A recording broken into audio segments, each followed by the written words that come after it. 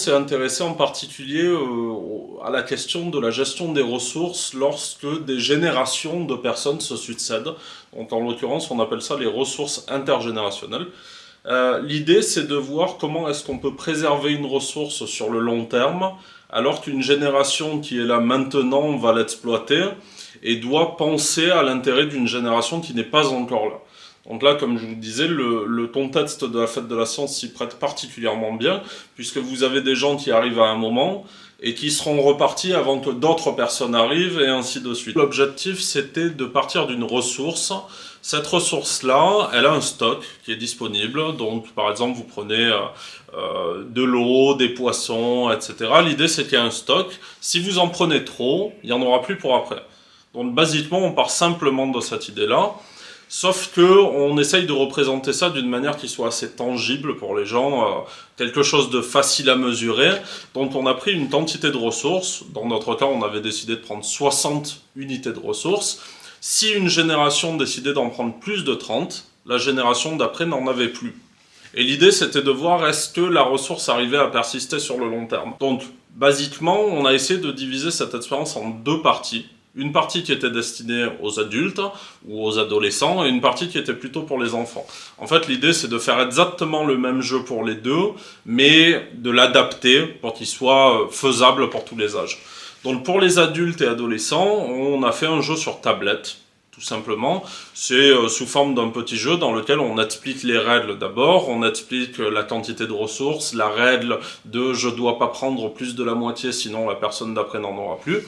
On explique toutes ces règles-là. Et ensuite, les gens doivent anonymement et en toute discrétion, c'est-à-dire qu'on ne regarde pas ce qu'ils font, on ne juge pas, on n'observe pas, ils doivent prendre leur décision qui sera conservée secrète. Donc, l'idée de tout ça, c'est de conserver le concept qui est de si je prends trop de ressources, il n'y en a plus pour les générations d'après. Et nous, plus tard, on va analyser les résultats pour essayer d'en tirer des conclusions.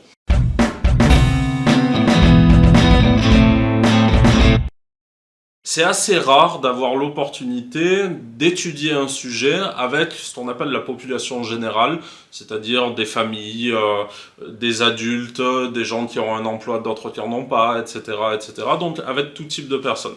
Donc pour cette chose-là, scientifiquement, c'est extrêmement intéressant de pouvoir interagir avec une grande diversité de personnes. C'est aussi l'opportunité de communiquer en général sur ce qu'on fait, pas uniquement sur ce sujet d'étude spécifique.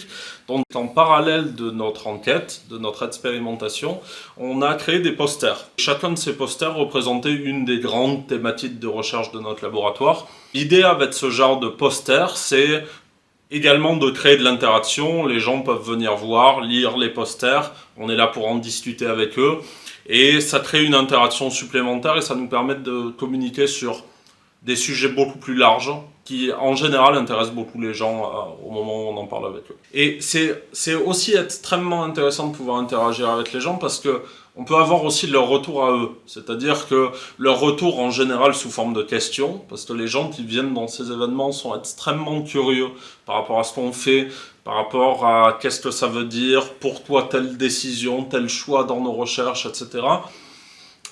Et des fois simplement pour en découvrir plus sur un domaine.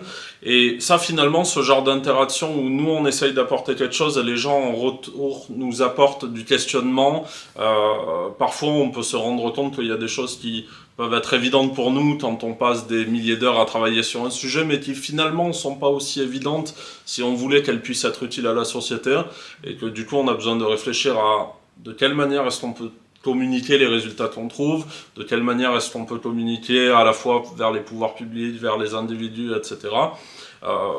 Il se pose beaucoup la question de la crédibilité de la science. C'est quelque chose que ce genre d'événement peut permettre peu à peu de résoudre en permettant aux scientifiques d'être directement au contact des gens et donc de pouvoir discuter en face à face des résultats qu'on trouve et des sujets d'études qui nous intéressent.